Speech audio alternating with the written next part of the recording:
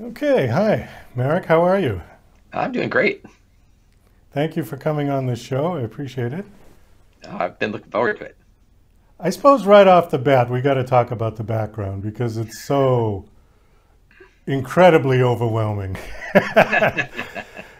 I like that. So, so Well, let's go with that. Yeah, tell us about the background. sure. So, I live in this world of teaching people about personality and stepping into the power of their personality, and I use these four birds to link to understanding who we are. So, we've got four of them. There are eagles, and if you picture an eagle, eagles are confident, they're assertive, they're take charge. You've got people who are more like the parrot. Those are more enthusiastic and outgoing and energetic, and doves who are just more passionate and more harmonious and good listeners, and they're helpful. And then of course the owl, probably think of wise. They're not necessarily the smart one, but they're the ones who are very thoughtful and logical and analytical and detail oriented. So we use the four birds to understand ourselves and understand the people around us. Okay, so the four birds relate to the presidential and vice presidential candidates that are running. Yeah, what's interesting is if you look at the personalities of the candidates over the years, uh, eagles and parrots, because they have a very big personality, they tend to beat the more reserved doves and owls. And what's fascinating is they've done that for 22 elections in a row. So personality really plays a role in how we pick the presidents, and of course it's playing a role in this election as well.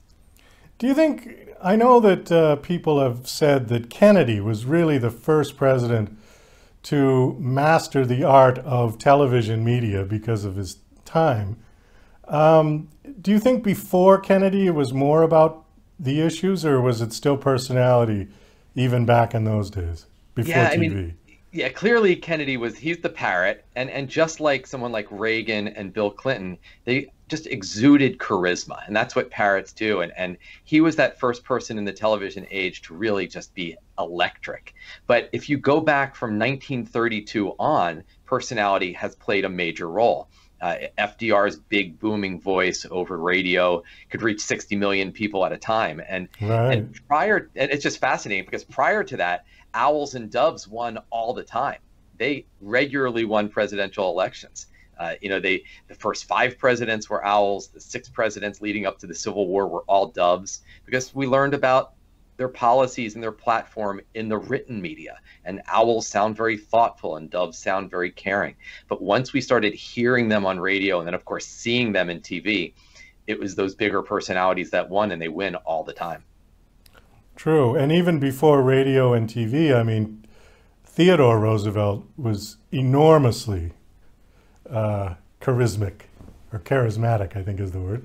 Yeah, that's right. Bigger than life personality, and but he had to do it in person. He did all those train stops, and but it was funny because I did watch a show, kind of a historical thing on Teddy Roosevelt, and the parallels between him and Trump were amazing because people would turn out by the tens of thousands to see him on these train stops, and then you had the press writing things like that 6-year-old in the White House, which I've heard said about Trump, that he has a childlike mentality. And it's truly amazing that the two Yeah, were so kind of closely linked, that's right. And you're personality looking at their wise. personality because Yeah, Teddy Roosevelt had that eagle and parrot, very big energy. I mean, he was bigger than life. And yeah, you look at Trump, and Trump is the eagle as well. And so they both shared that same common eagle personality as their strongest trait. And that's why they're very similar. And you're right, even before TV, Teddy Roosevelt just exuded energy. I mean, one time he was shot on his way to a talk, and then it didn't matter. He literally is bleeding, and he went on yes, and gave the yes. speech anyway. It doesn't matter. I got a goal. I'm going to accomplish it. Yeah, he did his speech and then they took him to the hospital after the speech. I did see that part. Amazing. Yeah. Standing up in a car. Well, and what saved him was all the papers that he had under his coat.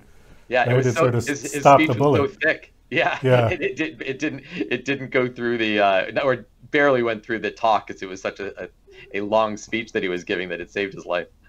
That was amazing. I definitely want to hit a couple of your talking points because they're really interesting. Since we're talking about personality, one of your talking points is, why is Donald Trump's personality his greatest asset and his biggest liability? Great question. What is So, what well, is the answer? clearly, Trump's personality, it won the election for him in 2016, and it's what has kept him in the spotlight for so long. I mean, it's clearly his big, outsized personality. And look, he's the eagle, and he went against Hillary, who's more of an owl. Eagles beat owls. They do that in every election going back to 1932. But the thing is that when you take your strengths and you dial up your strengths become your weakness. So you take assertiveness and you just dial that up a little too much, and now it's aggressive. You take confidence, you dial it up, and you get arrogance. And you keep dialing it up, and you get narcissism. Take directness, dial it up, and you get kind of an abrasive, insensitive communication style. So what was his greatest strength, after watching that for 4 years and him dialing it up so much, I think it's in many ways has turned off a lot of people. And what drove his success in 2016, which is his personality, could be his undoing in 2020, his personality. How do you balance between confidence and arrogance? It seems like that's a very fine line. It is, it's one of those things where you see a leader and they are secure in themselves. Someone who is confident, there's an expression, lions don't need to roar. If you are confident and your actions speak to your success and who you are as a person, you don't need to toot your own horn. There was years ago, there was a great book, and it was called How to Toot Your Own Horn Without Blowing It. And when that's a good expression. Yeah. It was a great title. And I think he's got to that point where he's blowing that horn too much. It's almost like that braggadocious part of him, and that's where it becomes arrogance. You don't have to point out if you've won something, if you've achieved something. We know you don't have to keep like hammering away at it as if it's bragging, and then it does seem arrogant.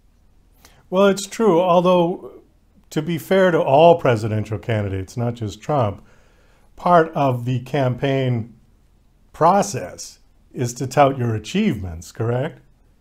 Absolutely. And you do have to be able to do that, but you have to do it in a way that is not overly aggressive, so that you're, in one way of touting your achievements is to talk about what you've accomplished. Another way is to, instead of bringing yourself up, is to knock your opponent down. And eagles have a tendency to attack. I mean, look at LBJ. Johnson was clearly another very strong eagle, and he was going against Goldwater, and Goldwater had this great slogan, which was in your heart. Well, what was it? In your heart, I'm right. And so he kind of like, believe in me. I'm going to do a great job. It in your heart. So what does LBJ do? He takes to Goldwater slogan and he says, in your guts, he's nuts. And so so it was like, okay, you can tout your own strengths or you can attack. And that's what LBJ did, that's what Johnson did, that's what Trump does. And in those attacks, we watched it in the debate. It's not just I'm going to speak to my strengths, it's I'm going to interrupt every 24 seconds, which is what he did. And so, look, I think it benefited him in 2016. And I stay out of, who do I like? Doesn't matter. It's about personality. And 2016, I said all along, Trump's going to win. He's an eagle. He's going against Hillary. She's an owl. Eagles beat owls. But this time around, I think he's overplayed his strengths a little too much, and it's pushing the buttons of a lot of people. Well, okay, we haven't even mentioned Biden. So Biden is which one? Which bird is Biden? So Biden, throughout his career, has always been very parrot. It's why he makes so many verbal gaffes. This is what parrots do. They speak, and there's a thin filter between speaking and thinking, and he gets ahead of himself. He gets all excited and energized, and he makes mistakes. He's done it his whole career. He's always had a secondary dove, and what's fascinating is that he's really focusing in on that dove style throughout this campaign. It's almost as if they said, look, when you get into parrot mode, you make mistakes. We can't give that ammo to the Trump team. So let's focus on the dove. Let's focus on empathy. Let's focus on compassion and slow yourself down. You don't tend to make mistakes when you're in that dove mode. And let's create an empathy gap between Trump and Biden. So I think what they've done is they've kind of had him focus very deliberately on his secondary dove style instead of that primary parrot style. Do you think, I mean, Biden obviously seems like he's suffering from senior cognitive issues at this point. Is that helping or hurting his empathy at all? I'm not sure if it's impacting empathy. I think that the Biden camp is very cognizant of not allowing him to have those verbal mistakes because he's always had them throughout his career. But if he has them now, it's going to clearly be positioned as cognitive decline.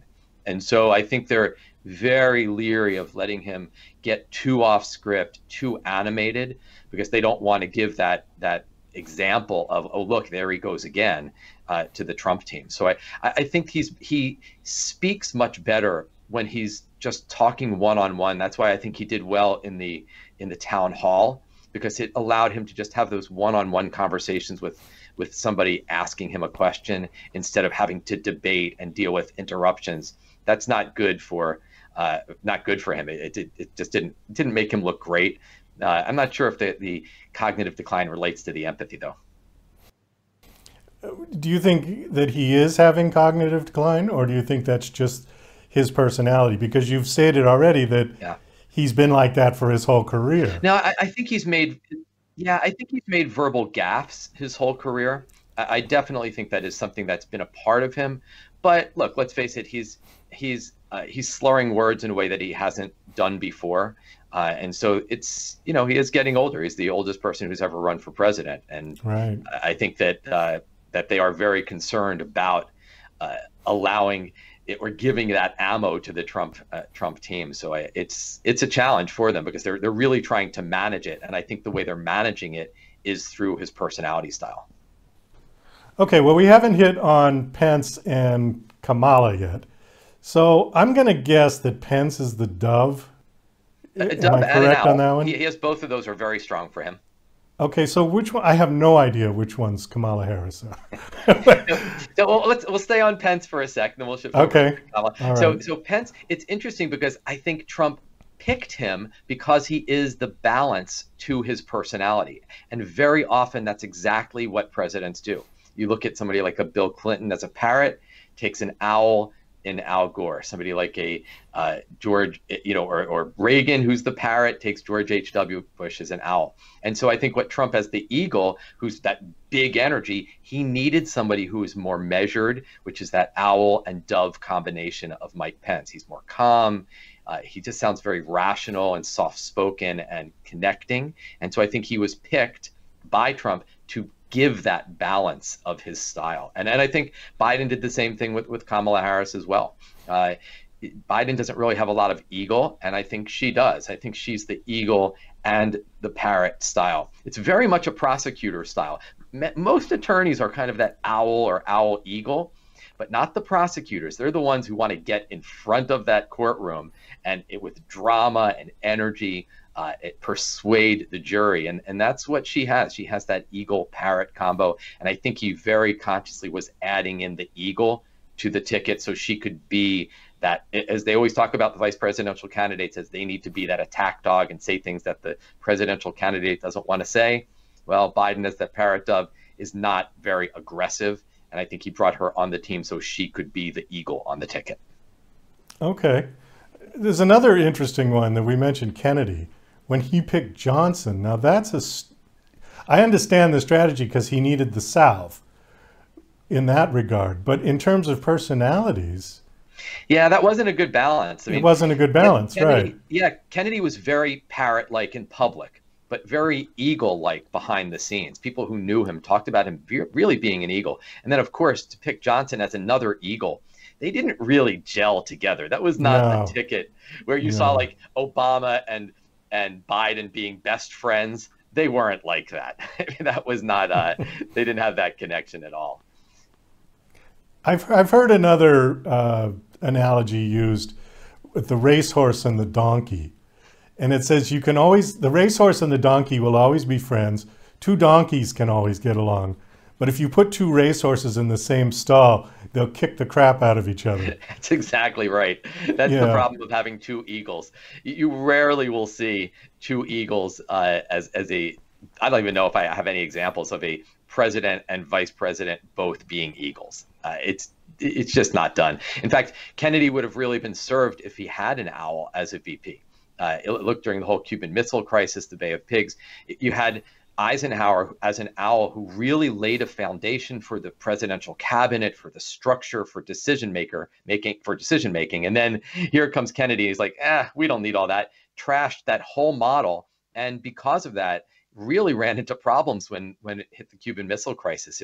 If he had had more structure that Eisenhower had established, we would have been in much better shape. And so he probably actually needed an owl to create that foundation and structure that owls bring, and instead he brought in another eagle. Do you think if he had picked someone else other than LBJ, he would have won? Do you think LBJ was that instrumental in securing the election for him, though? Because it was close. It's hard to say, because the data says that rarely do vice presidential candidates even get you their home state. That was a belief for a very long time, but VP candidates don't tend to get you a demographic. They don't tend to get you a region or a state. The reality is that if that election were held today, it would have probably gone to the Supreme Court and Nixon would have been president. You talk about voter fraud. There were literally some counties in Illinois that had more people voting for Kennedy than there were actual people in the county. In the county? So I mean, it was crazy. And Nixon said, look, I don't want to look like a crybaby. I don't want to be a sore loser. And so he didn't bring it to the Supreme Court. If it had happened today, it was a very close election. It's very possible that Nixon would have been the president. Well, on that note, we do have to wrap it up. And I think this is a good way to go out, because regardless of who you choose for this upcoming election on Tuesday, my only hope is that it's over and done with quick. The last thing I think any of us want is to see this thing drag out like 2000 for weeks and weeks. And let's just get it over with and get on with our lives. Absolutely. I think people have election fatigue. I think people are ready to let's see what happens and get it done. Well, between the election and COVID, I think people have had it right up to their eyeballs. And, it's time to get back to somewhat of a normal life. Absolutely. At least that's how I feel. Merrick, thank you so much for coming on. Very quickly, are you promoting a book? You've got a book. Personality Wins is the new book. It's called Personality Wins: Who Will Take the White House and How We Know. It's available on Amazon, wherever online books are sold. You can pick up a copy. Super. And a website. Do you have a website? Go to takeflightlearning.com and deliver a lot of training programs for companies, teaching people how to use their personality to drive success. Great. Thanks so much.